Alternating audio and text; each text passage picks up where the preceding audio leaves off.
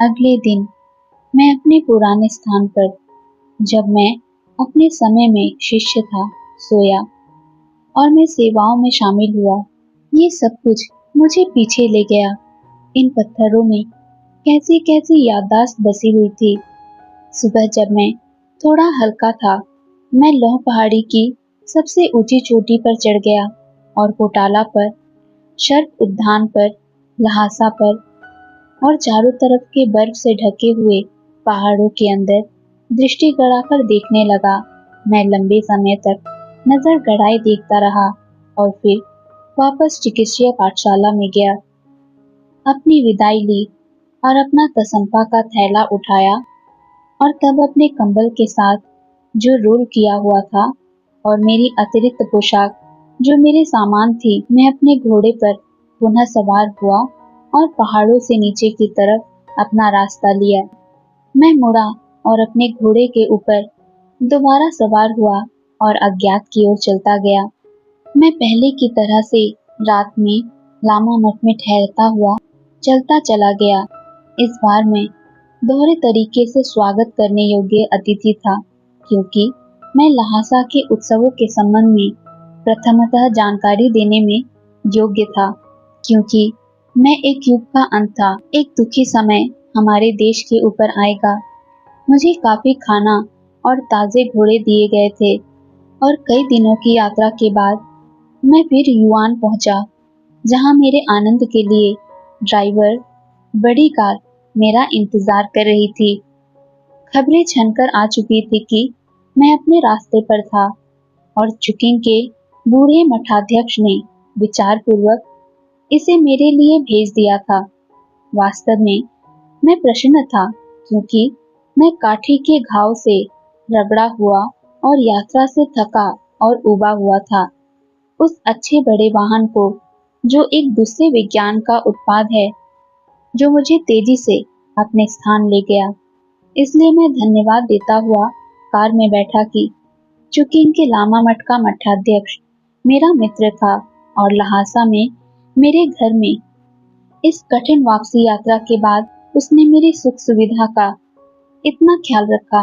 शीघ्र ही हम चांगतो की सड़क पर तेजी से आगे बढ़ रहे थे, जहां हमने रात को विश्राम किया। जल्दी करने की आवश्यकता नहीं थी और हम कुछ ही घंटों में चुकिंग को वापस आ रहे थे, इसलिए हम रात को वहां रुके। सुबह हमने आस पड़ोस के स्थान को देखा और कुछ स्थानीय खरीदारी की। फिर हम चुकिंग की सड़क पर दोबारा चल पड़े। हम चुकिंग के बाहरी इलाके में पहुंच गए। यूकेलिप्टस के पेड़ों की चांदी की लाइन के साथ साथ नींबू और चीड़ के हरे पेड़ों के साथ हम सड़क के सहारे पहुंच रहे थे। शीघ्र ही हम एक छोटी सड़क पर आए, जहां पर मैं उतरा और मैंने पैदल ही लामा मठ की ओर अपना रास्ता तय किया। जैसे ही मैं दोबारा गिरे हुए पेड़ों और आड़े तिरछे पेड़ों के उन खाली स्थानों में से गुजरा, मैंने सोचा कि ये दृश्य कितने स्मरणीय हैं, क्योंकि मैं एक तने के ऊपर बैठा था और मैंने अपने शिक्षक लामा मिंग्या डोंडिप से बात की थी। थोड़े समय के लिए मैं ध्यान में रुका। एक बार फिर मैंने अपना सामान उठाया और अपना रास्ता लामा मठ की ओर बनाया। सुबह मैं चुकिंग गया। गर्मी बहुत जोरदार थी।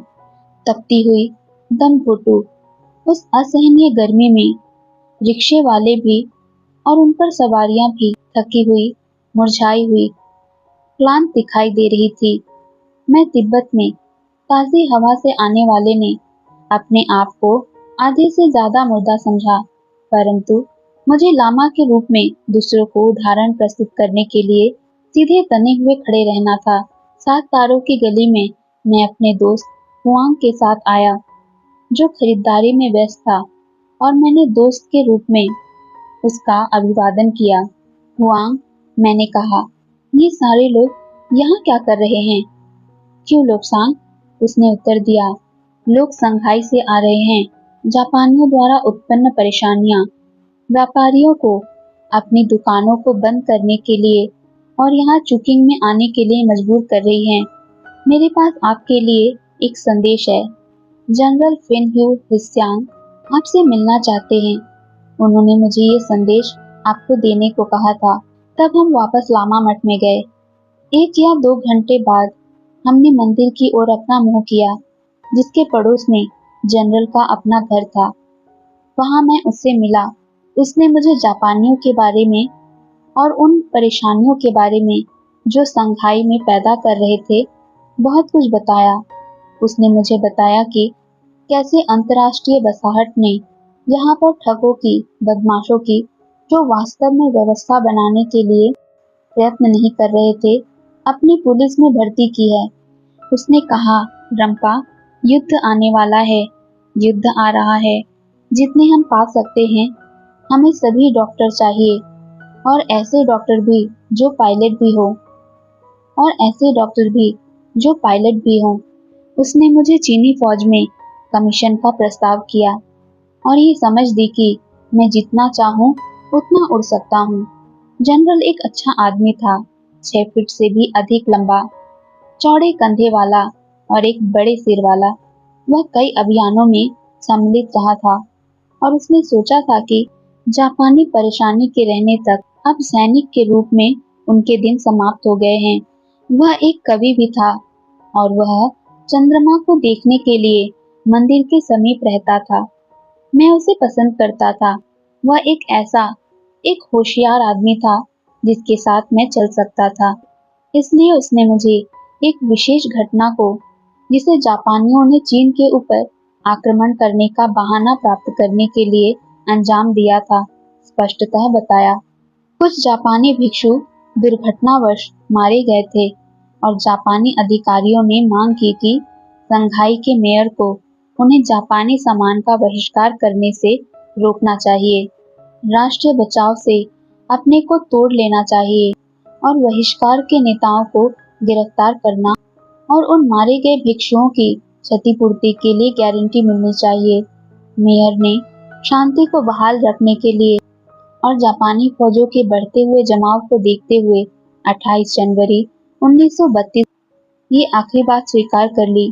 परंतु उस रात को 10:30 बजे जब मेयर ने आखिरी बात को वास्तव में स्वीकार किया, उसके बाद जापानी पनडुब्बियों और जलयानों ने काफी बड़ी संख्या में अंतर्राष्ट्रीय बसाहट की गलियों पर कब्जा करना शुरू किया। इस प्रकार नए विश्व युद्ध की पृष्ठभूमि तैयार की। ये सब मेरे लिए खबरें थी। मैं इस बारे में कुछ भी नहीं जानता था क्योंकि मैं दूसरी जगह यात्रा पर था। जब हम बातें कर रहे थे, भूरे काले गाउन में हमें ये बताने के लिए कि सर्वोच्च मठाध्यक्ष ताइसु यहाँ हैं और हमें भी उन्हें मिलना है, एक भिक्षु आया। मुझे उसे इन घटनाओं के बारे में तिब्बत में अपने प्रिय 13वें दलाई लामा के अंतिम संस्कारों के बारे में यह बताना पड़ा। बदले में उसने उन गंभीर भयों के बारे में जिसे वे और दूसरे लोग चीन की सुरक्षा के संबंध में समझते थे, मुझे बताया। ये नहीं कि हम अंतिम परिणाम से डरते थे, उसने कहा, परंतु विनाश, मौतें और कष्ट ये पहले आएंगे। इसलिए उन्होंने मुझे अपने प्रशिक्षण को उनकी मर्जी के अनुसार चलाने के लिए दोबारा चीनी सेना में कमीशन को स्वीकार करने के लिए दबाव दिया। और तभी एक झटका आया। तुमको संघाई जाना चाहिए, जनरल ने कहा। आपकी सेवाओं की वहां अत्यधिक आवश्यकता है। आपके मित्र कोकू आपके साथ जाएंगे। मैंने पहले से ही तैयारियां कर दी हैं, परंतु इसको स्वीकार करना आपके और उनके ऊपर है। संघाई, मैंने कहा, ये रहने के लिए भयानक स्थान है। मैं इसके बारे में ज्यादा नहीं सोचता, तथापि मैं जानता हूँ कि मुझे जाना चाहिए, इसलिए मैं स्वीकार करूंगा।